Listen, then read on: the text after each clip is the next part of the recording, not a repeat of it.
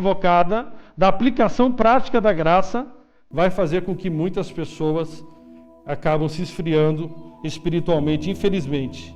E hoje nós precisamos aqui então discernir alguns inimigos do avivamento pessoal.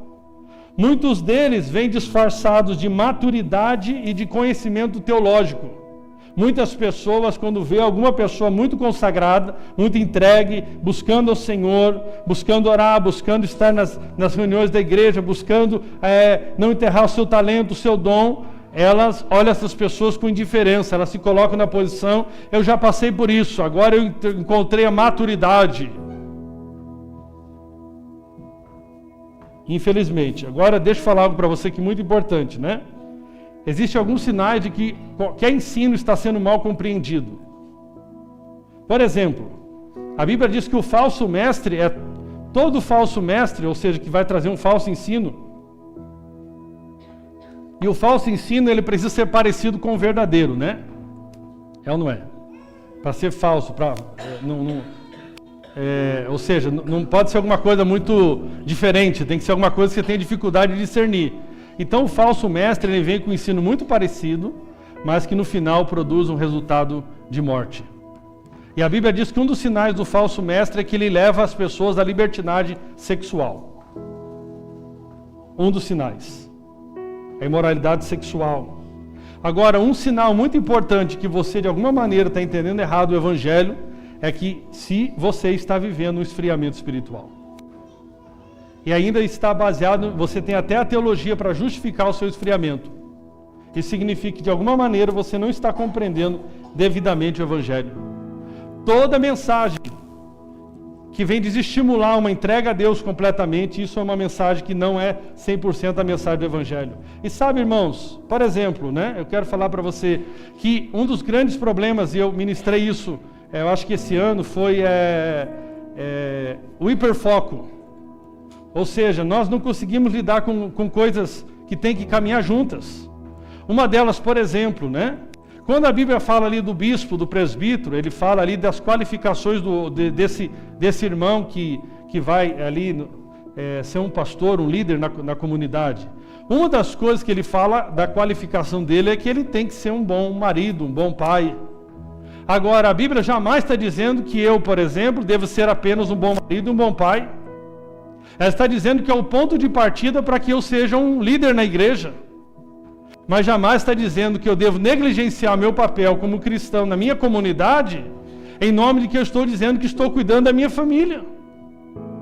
Ou seja, eu vou cuidar... O que é cuidar da família? A minha esposa está sendo muito bem cuidada. Pelo menos eu acho.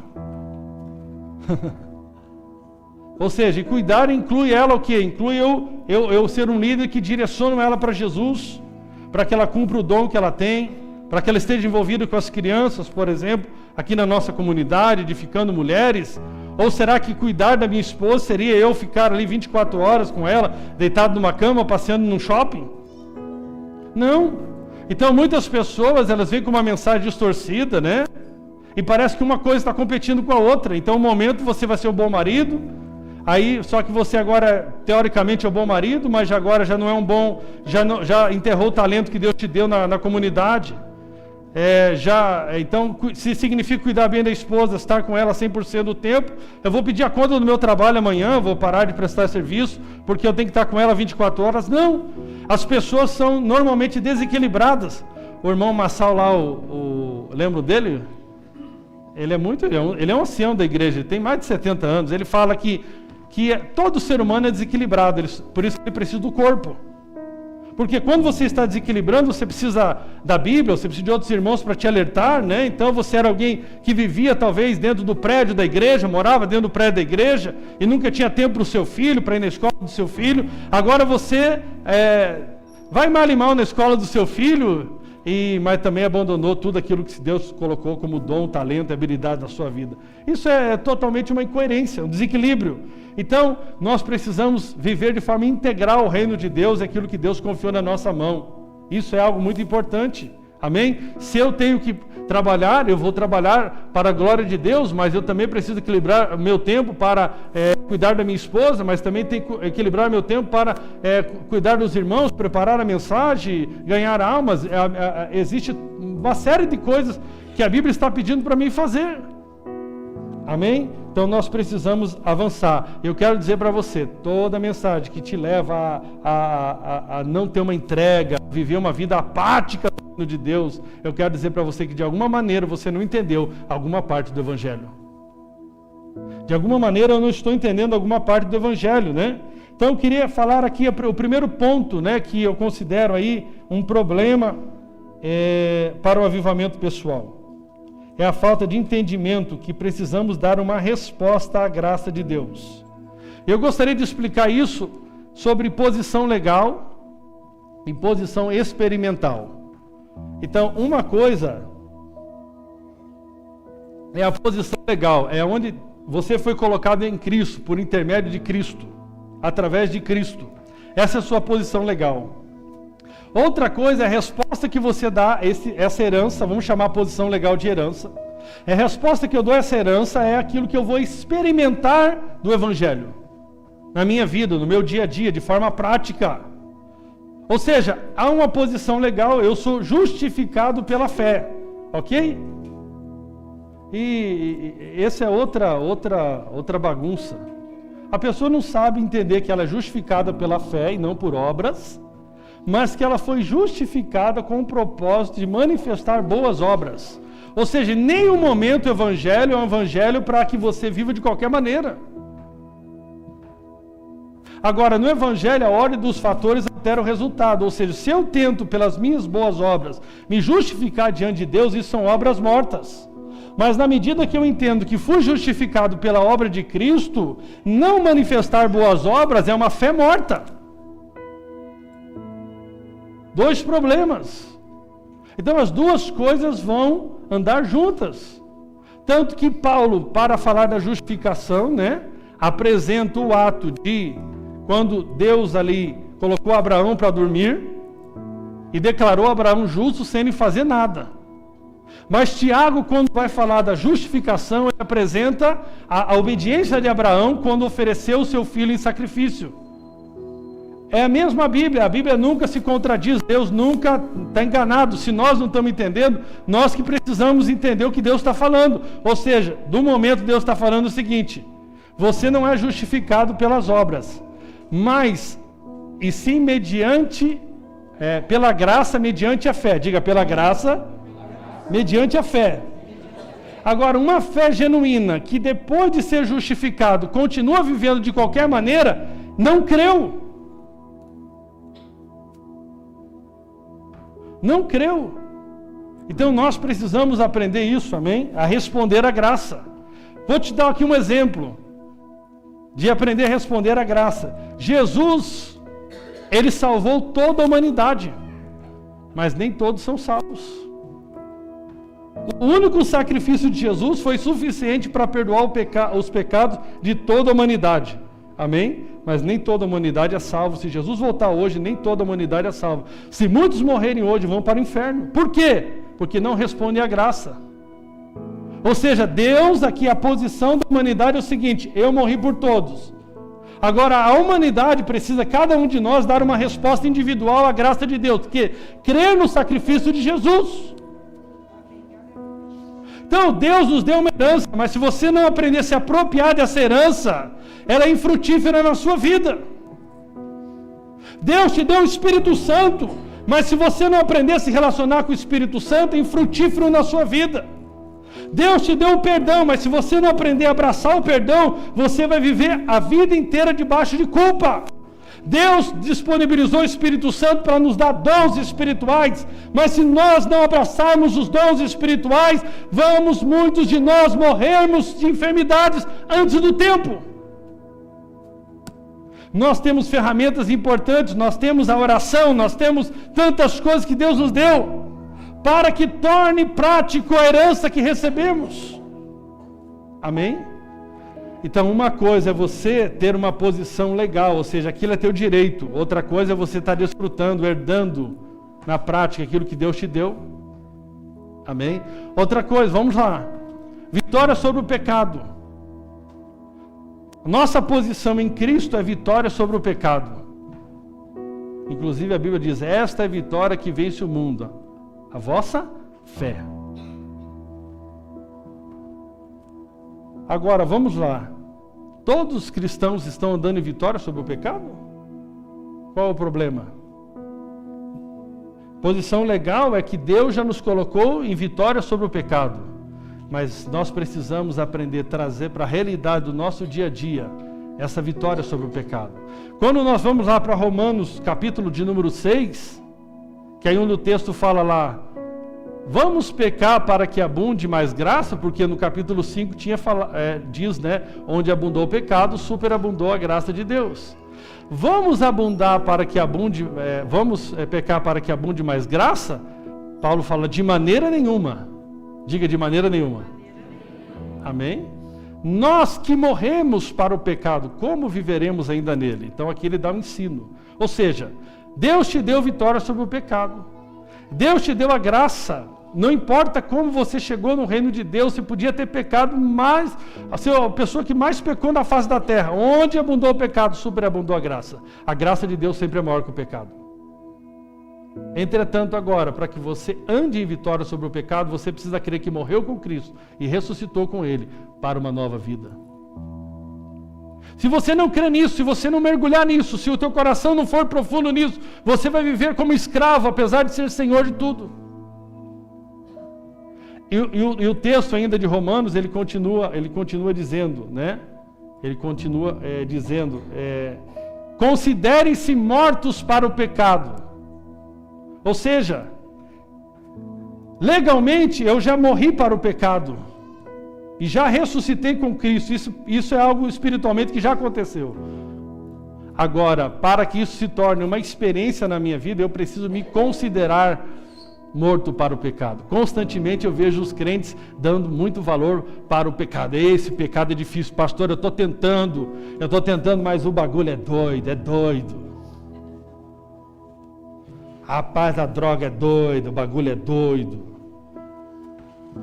Aí eu pergunto para você, será que é mais poderoso do que o sangue de Jesus? Será que é mais poderoso do que o Espírito Santo que habita em você? É você abraçar essa verdade de todo o coração. Mas Romanos continua falando no capítulo de número 6. Aquele o qual nós nos fizermos escravos, ou seja, está falando de uma atitude da nossa vontade. Eu vou te falar para você aqui. Sabe por que muita gente não sai do pecado? Porque você não quer sair do pecado, você gosta do pecado. Você gosta. Vamos falar a verdade, o cara ficar trabalhando, ele aprendeu a roubar. Aí agora ele chega aqui, quebra um prédio, entra aqui para roubar, ele pega um dinheiro que dá para passar mais uma semana. E nós temos que acordar amanhã cedo e trabalhar a semana inteira. O cara gosta de roubar. Se o pecado fosse tão ruim assim, ninguém queria pecar. É ou não é? Aí o texto aqui bíblico está dizendo o seguinte: por mais que em Cristo a tua posição seja de vitória sobre o pecado, se você não tomar uma decisão, ou seja, de decidir para quem que você vai se render, você vai ser servo do pecado ou servo da justiça? É uma escolha. É uma escolha que você tem que tomar. Você está entendendo? Ou seja, então, nós precisamos entender que, de forma prática, nós temos uma herança maravilhosa, mas nós precisamos aprender pela fé trazer a nossa realidade, dando uma resposta à graça que nós recebemos. Isso é algo muito importante. Amém? Isso é algo definitivo. Olha o que o texto diz aqui, por exemplo, em 1 Coríntios.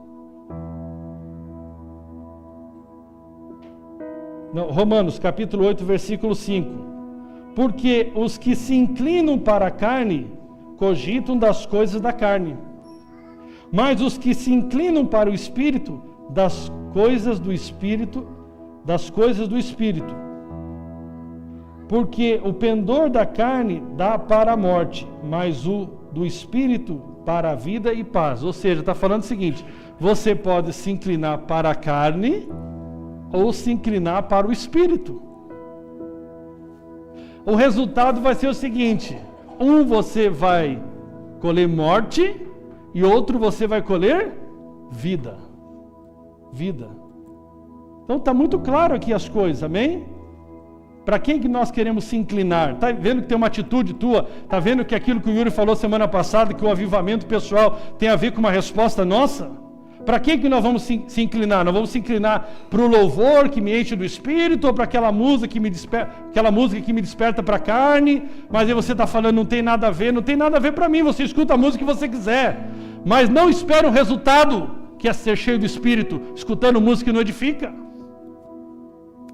Não espere. Não espere plantar uma semente de um tipo e vai colher o resultado de outro tipo. Então, se eu semeio uma semente do Espírito, se eu semeio meu devocional diário, se eu semeio a leitura da palavra, se eu semeio comunhão com irmãos que edificam, se eu semeio ouvir louvores, se eu semeio declarar a palavra, eu vou ter um resultado. Mas se eu semeio o quê? Ouvir notícia negativa, só falar com gente desanimado, só falar com gente murmurador, só ficar ouvindo coisa que não fortalece a minha fé, o que eu vou colher? Morte. Mas você tem toda a vida disponível para você. Eu tenho toda a vida disponível para mim. Esse é o fato. Você vai lá, está lidando com um parente doente, o médico está te falando um monte de coisa. Ou você sai daquele ambiente em algum momento e vai se conectar com a vida de Deus. Porque senão você vai sucumbir na fé. Eu lembro que quando meu pai estava outra vez internado, notícia ruim. Eu falei, não tem muita coisa mais para resolver nesse hospital aqui. Eu vou para minha casa, vou fechar a porta do meu quarto e vou orar, vou me reconectar com o que Deus diz sobre meu pai.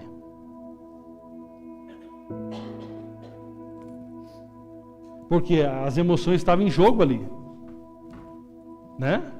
É um ataque, uma batalha. Então isso é algo muito importante, meus irmãos, responder à graça, amém? Você tem aqui uma herança, está disponível para você, mas você pela fé precisa responder a isso, amém?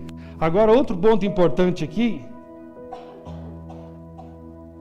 que é um inimigo do avivamento pessoal, o primeiro inimigo é esse, amém? Você vai ficar uma pessoa milionária, uma herança maravilhosa, mas vai viver como um miserável. Você não acredita que tua oração tem poder.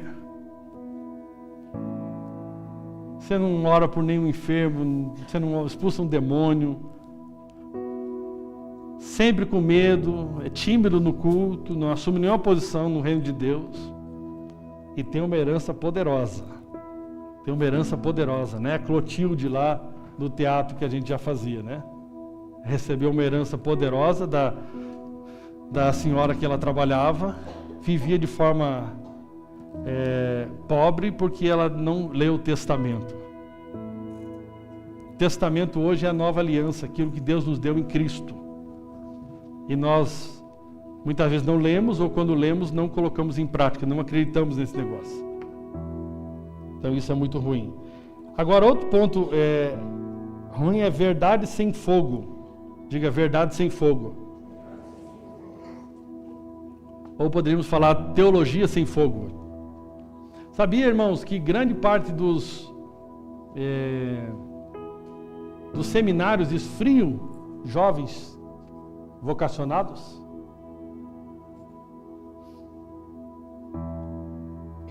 Infelizmente, vira cemitério de jovens vocacionados. Apocalipse capítulo 2, verso 2 diz o seguinte: conheço as tuas obras, tanto o teu labor como a tua perseverança, e que não pode suportar homens maus, e que pusestes à prova os que a si mesmos se declaram apóstolos, e não são. Os achastes mentirosos, e tens perseverança, e suportastes provas por causa do meu nome, e não te deixastes esmorecer. Ou seja, a igreja de Éfeso aqui era fiel, ortodoxa e perseverante. Era uma igreja fiel à palavra. Tem irmão que ele Eu não vi no Novo Testamento ainda, pastor, um culto tal com bateria, então temos que tirar a bateria. Ele é assim, ele quer seguir no extremo ali. Ok. Agora, mesmo uma igreja que recebeu aqui de Jesus tantos elogios, a palavra do Senhor diz aqui que Jesus não estava satisfeito com um ponto importante dessa comunidade. No versículo 4, tenho contra ti que abandonastes o teu primeiro amor. Nós normalmente consideramos pessoas, né, que estão no seu primeiro amor por Jesus, as pessoas mais velhas, mais ortodoxas, que já passaram por muitas experiências, elas olham para aquela pessoa e falam, eu já passei por isso, como se fosse algo negativo. Né?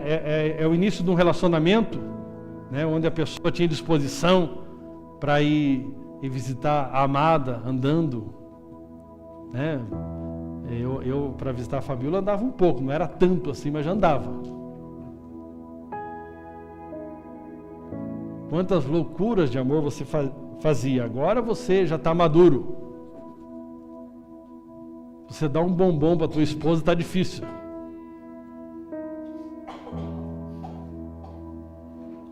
Ou seja, tenho contra ti que abandonaste o teu primeiro amor.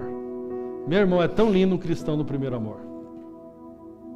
Poxa, é tão gostoso o cristão que vai, quando você fala para ele, vou citar um exemplo aqui nominal, né? Cadê a Raíssa? Está aí? Ah, está ali a Raíssa ali. Ela, quando foi selecionada aqui para o louvor, ela chorou.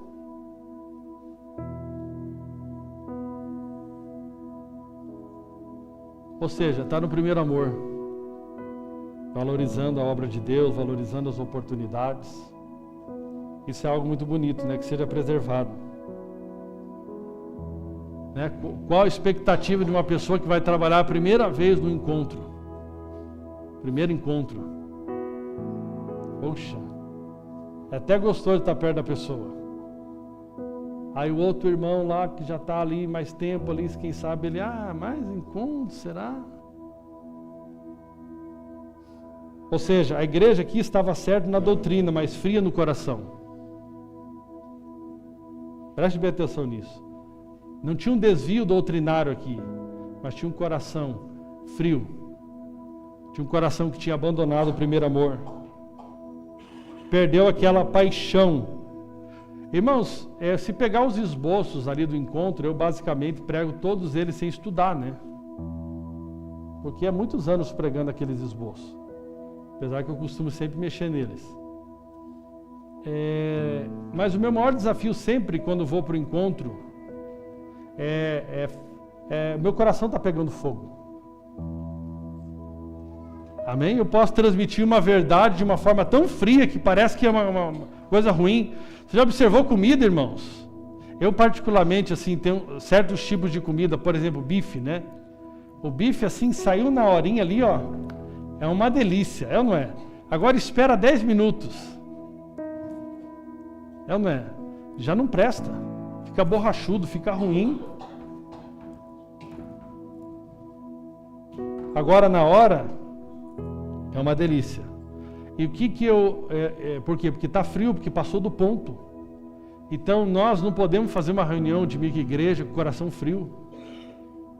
Nós não podemos fazer um culto de coração frio. Nós não podemos tocar a nossa vida com coração frio. Nós não podemos tocar o nosso trabalho de coração frio. Tem que renovar, tem que fazer que nem o Rogério no CT de manhã, 5 e pouco da manhã. E aí, galera, mais uma semana, vamos pra cima, vamos lá. Eu falei, onde que esse cara tá tão animado esse horário com esse tal de treino? Mas imagine se ele é o treinador lá e tá passando lá, pessoal, não tá muito legal para treinar ninguém essa semana, mas vamos aí, né? Tem que pagar as contas. Ou quem que vai se animar para treinar, eu ou não é? Como é que está o ambiente, né, espiritual da tua casa? Qual a expectativa? Sabe por que muitas vezes a gente vai para algumas conferências, como a gente ia muito para Goiânia, era bom? Porque você ia com a expectativa de que aquela conferência ia ser fantástica, Deus ia tocar na sua vida, as palavras iam mover teu coração. E o que acontece muitas vezes domingo? Por que não veio? Porque você perdeu a expectativa. Você perdeu essa expectativa em Deus, Deus se mover, ter algo diferente, Deus, né, ter algo sobrenatural. Pode virar, o pastor pode virar profissional, a irmã da escola das crianças pode virar um profissional, o pessoal do louvor também. Vamos tocar uma música aí. Mas não é isso. Tenho contra ti que vocês abandonaram o primeiro amor. Então nós precisamos voltar ao primeiro amor. Na história da igreja sempre foi esse problema, de perder o primeiro amor. Perder aquela paixão, de perder o fervor, né? Nós temos aqui pós-Constantino, né? A conversão do imperador Constantino, a suposta conversão dele, deu ao cristianismo status de religião oficial. A perseguição cessou, os cultos ganharam catedrais, a fé virou sistema, mas o fogo se apagou. A igreja saiu das casas e foi para os palácios, a simplicidade deu lugar à estrutura, o fervor foi substituído pela formalidade.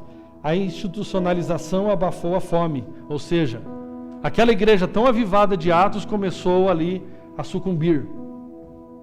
Quando nós olhamos na Reforma Protestante, né, Martinho Lutero trouxe ali a justificação pela fé, a palavra voltou ao centro, mas não demorou e o movimento reformador se tornou acadêmico, frio, doutrinário, sem paixão. Se você for olhar hoje, as igrejas mais frias são as igrejas que têm a base teológica mais consistente.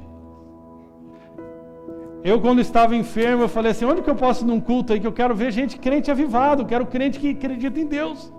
Porque tem crente que não acredita em Deus. É tipo a fé dos demônios, em Tiago. Eu falei, eu preciso de um lugar onde uma pessoa, que a irmãzinha acredita em Deus. Irmãzinha no sentido assim, sabe, irmã simples, do coque, glória a Deus, aleluia. Não tem todo ensino, não conhece a história da igreja como um todo, mas conhece Deus. Ou seja, tem um pastor aí que eu já vi ser muito usado por Deus em cura, ele nem fala português, mas assim, meu português é ruim, o dele é péssimo. Mas a cura acontece. Então, se você está lá no momento de maior dificuldade da sua vida, você está preocupado com alguém que vai trazer o sermão mais bonitinho que existe, ou alguém que vai lá e vai resolver o problema? É ou não é? Ou que alguém simples, que não é um sermão, mas é uma paixão de abraçar. E dizer aqui, ó, esse abraço de verdade, sabe o abraço de verdade? Na hora da tua tribulação. É isso que importa. Amém? A fé deles aqui virou tese, a pregação virou sistema, muitos reformadores conheceram a letra, mas esqueceram um coração fervoroso. Infelizmente. E nós podemos encontrar isso em vários momentos da história da igreja, que avivamentos depois viram monumentos, porque as pessoas acabam deixando a frieza entrar. Infelizmente, irmãos. Sabe, outro ponto aqui muito importante é a suposta maturidade sem quebrantamento. Essa maturidade sem quebrantamento, eu falo que é uma frieza disfarçada. Ou seja, um dia eu conversei com uma pessoa assim, nós começamos a falar do encontro, começamos a falar de outra coisa, e de repente ela falou, fulano precisa disso. Mas quando ela falou assim, fulano precisa disso, eu senti uma indiferença do coração dela, tipo dizendo, eu já sou maduro, eu não preciso disso, mas o fulano precisa. Sabe aquela questão assim, eu já não preciso desse negócio aqui, mas o fulano precisa. Eu quero dizer, certamente essa pessoa que mais está precisando, diz que ela acha que não está precisando. Sabe, irmãos, quando o nosso coração começa a ficar muito duro, o cristianismo não pode ser emocional, mas não existe uma vida rendida ao Espírito Santo que não toque as nossas emoções. É ou não é? Ou seja, nós não podemos ter uma fé emocional, mas não podemos ter um tipo de relacionamento com Deus que não toca as nossas emoções. Você não sente o problema de ninguém mais. Você não chora com ninguém. E o pior, você não chora mais com Jesus. Isso é algo ruim. Eu prefiro os irmãos chorão. Amém? Que glória você poder ser quebrantado, né? Mas essa maturidade sem quebrantamento não passa de um orgulho. Infelizmente, não passa de um orgulho, meus irmãos. Quando o Espírito Santo nos amadurece, ele também nos quebranta. E a maior Prova de maturidade é o quebrantamento. É o quebrantamento. Você sabe que depende da graça, você sabe que você depende do Espírito, você sabe que você precisa da oração, você sabe que você precisa, né, que você é limitado por si mesmo, você precisa da graça de Deus, você precisa dos irmãos, você precisa dessa comunhão. Deus o livre, irmãos, passar uma luta sem um amigo. Terrível, você não tem um telefone para ligar, você não tem ninguém para chorar com você. Terrível isso. Você precisa. Que adianta você ter um bolo e não ter amigo para cantar parabéns? O Alexandre hoje tinha irmãos cantando parabéns para ele em vários idiomas. É verdade, né? Árabe, tinha inglês, eu falei, e eu representando o português. É ou não é? Então isso é muito importante, irmãos. Que haja arrependimento do nosso coração hoje, né? De uma suposta maturidade sem quebrantamento. Sabe, o coração que acha que já sabe tudo, que não... Essa vigília não é para mim, não. Esse retiro não é para mim, esse culto não é para mim. Uma vez, nós estávamos aqui com os cursos que nós tínhamos, e aí o meu pai foi se matricular no curso, e na primeira aula um irmão falou para ele, o senhor aqui? O senhor não precisa, o senhor tinha que estar dando aula. Ele desistiu. Poxa vida. Falei, o diabo está até na sala de aula. Eu falei, puxa, pensei que já tinha vencido o diabo lá fora. O diabo estava dentro da aula, estava matriculado. Ou seja, uma pessoa que se permitiu ser usada pelo diabo para levantar o orgulho dele na época. Infelizmente. Indo aqui para o final, meus irmãos, outra coisa que é o inimigo do avivamento pessoal é perder a visão da eternidade, do galardão, do tribunal de Cristo. Deixa eu falar para você aqui. De alguma maneira Jesus vai voltar para você, vai voltar para mim. Quem será que é o próximo da fila aqui? Eu acho que eu sei quem é. A mãe do Ala ali está né, numa situação de luta ali, e talvez muitos possam achar, não, a irmã Dirce ela pode ser a primeira da fila, e pode não ser. Então, nós não podemos esquecer que a nossa vida aqui nesse mundo é finita. Nós sempre achamos que vamos ter uma oportunidade amanhã, depois da manhã, e vamos prolongando algumas respostas e algumas decisões e algumas coisas que nós temos que fazer. E você está investindo a sua vida? Considere a vida como um investimento, como uma bolsa de valores. A sua vida é o recurso que você tem para investir. Aonde você está investindo o recurso que você tem?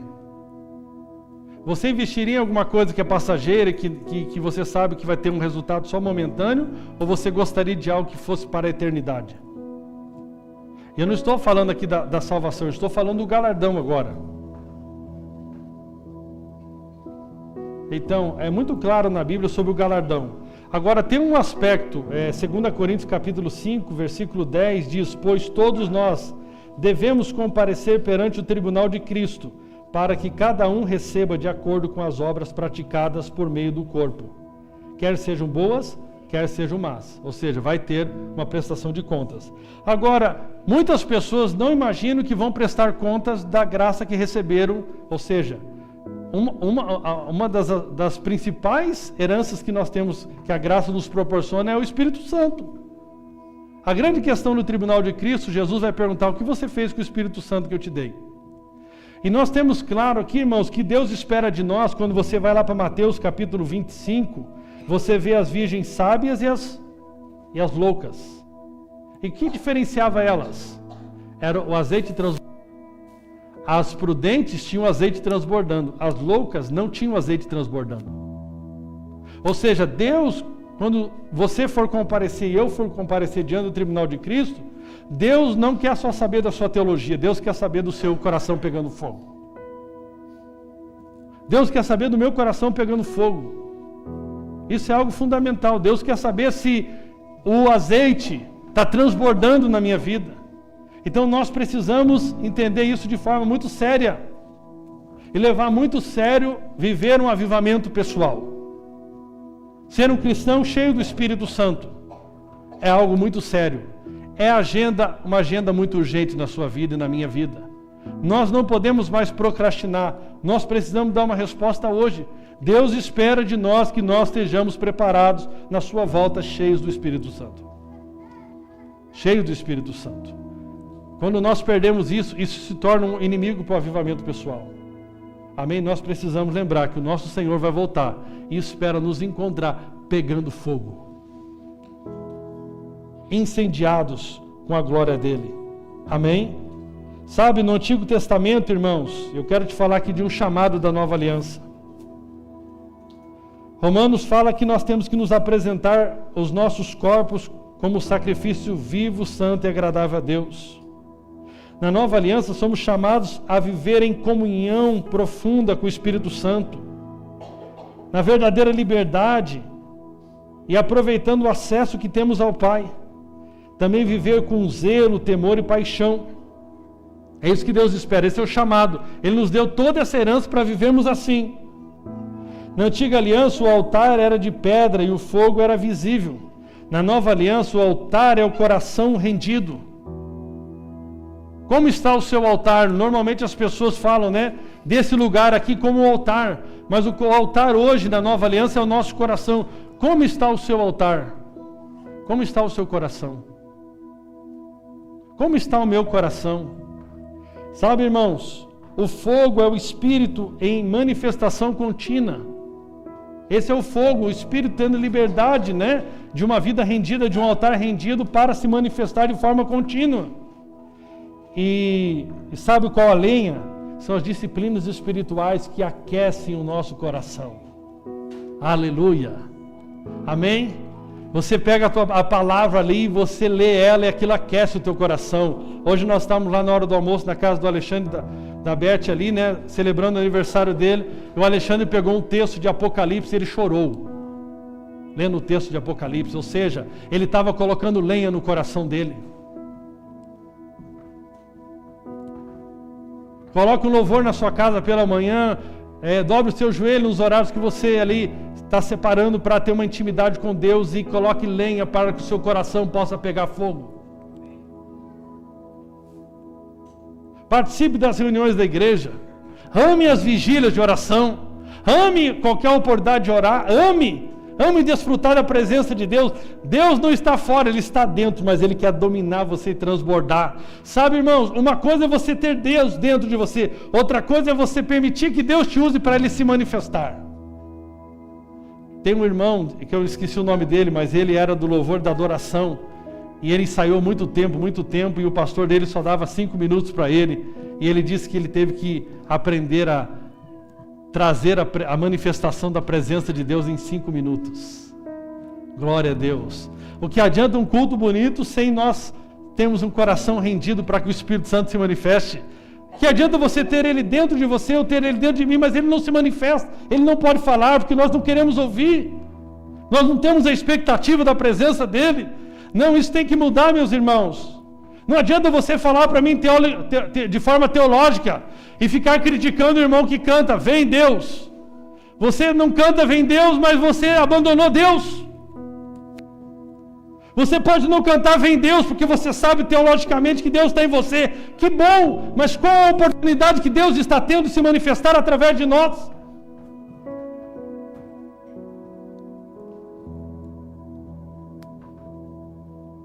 Eu não estou bravo.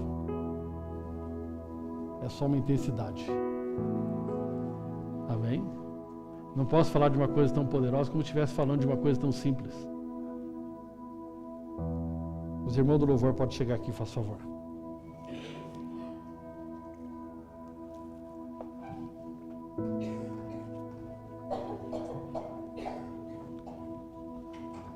Lenha, rendição. Lenha, entrega. Amém? Resultado, coração aquecido. Coração aquecido, coração aquecido. Coração pegando fogo. Amém? A presença de Deus é constante, mas a sua manifestação depende de corações disponíveis. Amém? Onde Deus pode encontrar aqui corações disponíveis. Corações disponíveis. A nova aliança nos posiciona diante de Deus. Agora você pode chegar diante de Deus por causa do sangue de Jesus, mas não nos substitui. Nós temos acesso à presença de Deus, não substitui uma decisão de buscá-lo com fervor. Não adianta eu ter acesso e não entrar. Não adianta eu ter acesso e não entrar. Não adianta eu ter a senha desse prédio e não entrar aqui. Jesus te garantiu acesso, e entrar depende da nossa vontade, da nossa disposição, da nossa entrega. Amém? Deixa eu falar algo para os irmãos aqui, bem precioso aqui para concluirmos. Existem muitos prejuízos da falta de resposta e frieza espiritual. Você está perdendo, essa igreja está perdendo, a tua família está perdendo, teus vizinhos estão perdendo, essa cidade está perdendo.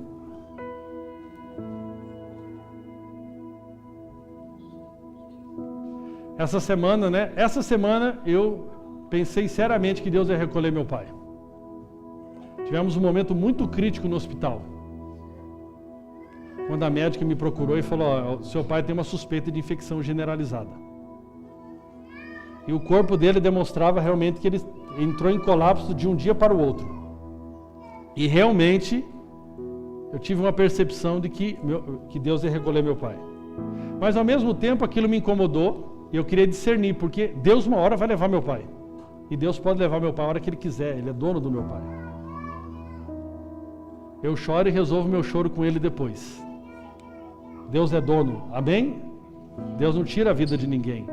Deus já disse. Ele não prometeu que nós ia viver 70, 80 anos. Ele disse para nós estar preparado. Amém? Só que esse texto queimou muito forte no meu coração de Tiago, capítulo 5. Muito pode, por eficácia, a oração de um justo. O Espírito Santo trouxe forte esse texto no meu coração. Fui estudar versículo por versículo. Mandei para os grupos aí, para alguns amigos. E ali veio forte no meu coração. Muito pode, por eficácia, a oração de um justo. Sabe, irmãos, em muitos momentos nós ficamos lamentando, nós ficamos chorando, nós ficamos reclamando, mas não oramos. É ou não é? Eu lembro até hoje, se eu tenho um arrependimento, foi quando o pai do Henrique, o pastor Ademir, foi desenganado ali no hospital. Nós ficamos 24 horas esperando ele morrer, mas não fizemos uma corrente de oração pela vida dele. Ele poderia ter morrido, provavelmente teria morrido, mas eu teria ficado mais satisfeito se eu tivesse feito uma corrente de oração por ele. Porque, deixa eu falar algo para você, eu não acredito também que tudo que acontece, por exemplo, seja no tempo de Deus. Algumas coisas sim. Agora, eu estou aqui falando isso para você, mas não é uma coisa que eu fico pensando lá na minha causa.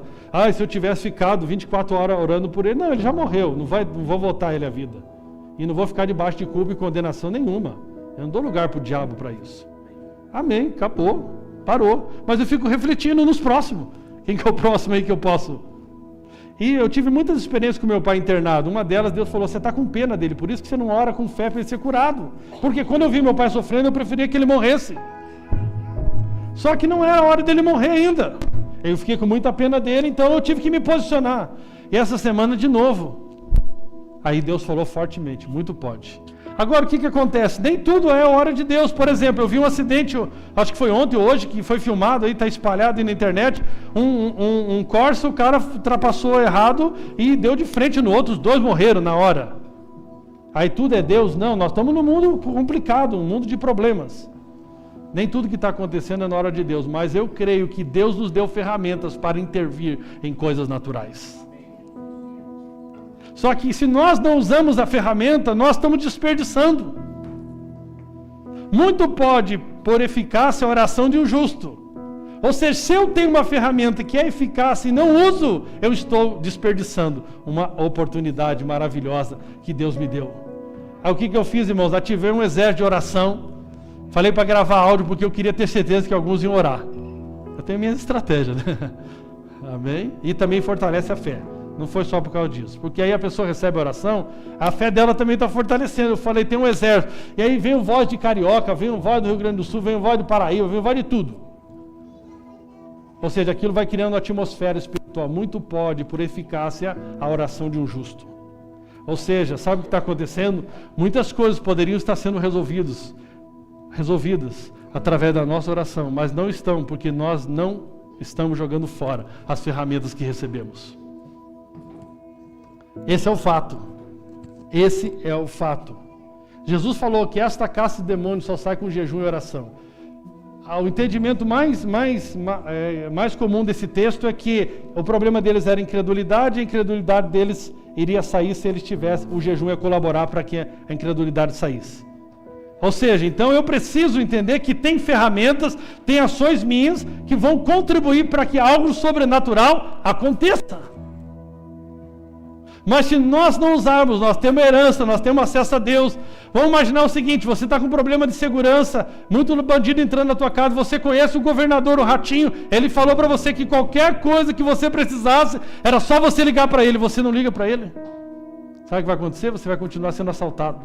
Deus falou para você e para mim que nós poderíamos orar, que muito pode por eficácia a oração de um justo. Mas nós estamos vendo as circunstâncias, não estamos orando, reunimos para reclamar, reunimos para fofocar, reunimos para fazer qualquer coisa, menos para orar. Se coloca de pé.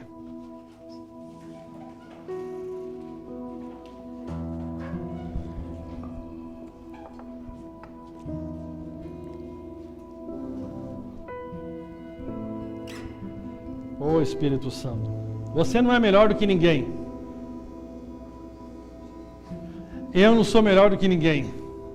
Certamente você conhece pessoas que já foram super avivados e hoje estão vivendo um esfriamento espiritual. Se nós não guardarmos o nosso coração, se nós não usarmos as disciplinas espirituais, se nós não colocarmos lenha no altar do nosso coração, se nós não permitirmos que o fogo do Espírito fique aceso, nós vamos sucumbir diante das dificuldades da vida, diante do pecado, diante das tribulações, diante de tanta coisa, diante das propostas de sucesso nesse mundo, nós vamos sucumbir. Muita coisa sobrenatural Deus quer que aconteça através de nós, Deus quer fazer muito milagre, Deus quer fazer muita intervenção, Deus quer transformar muita gente, Deus quer salvar muito familiar teu, Ele te deu a ferramenta, Ele te deu acesso, Ele te deu a presença, Ele te deu o Espírito Santo, Ele te deu a oração. Ele me deu a oração, Ele me deu essas ferramentas, muito pode por eficácia a oração de um justo. Aí eu pergunto para você, o que dizer então da oração dos justos? A Bíblia fala da oração de desligar da terra coisas e ligar coisas. Fala da oração de concordância, do corpo orando juntos em favor de uma causa. Tantas coisas poderosas Deus quer realizar. Amém? Temos todas as ferramentas aqui hoje, nós precisamos nos lançar de cabeça. Levante as tuas mãos, aleluia. Você tem oração em línguas aí? Tem oração em línguas? Tem oração em línguas? Tem oração em línguas? Aleluia, tem oração em línguas? Eu digo para você, por experiência, meu irmão, a oração em línguas é a melhor arma para vencer todo ataque na mente. A oração em línguas, ela vai te ajudar. Você que está sendo atacado pelo medo, pela depressão, pela ansiedade, eu quero dizer para você, comece a orar em línguas que você vai ver. Persista na oração em línguas que você vai ver. Algo sobrenatural vai acontecer. É o melhor medicamento do mundo.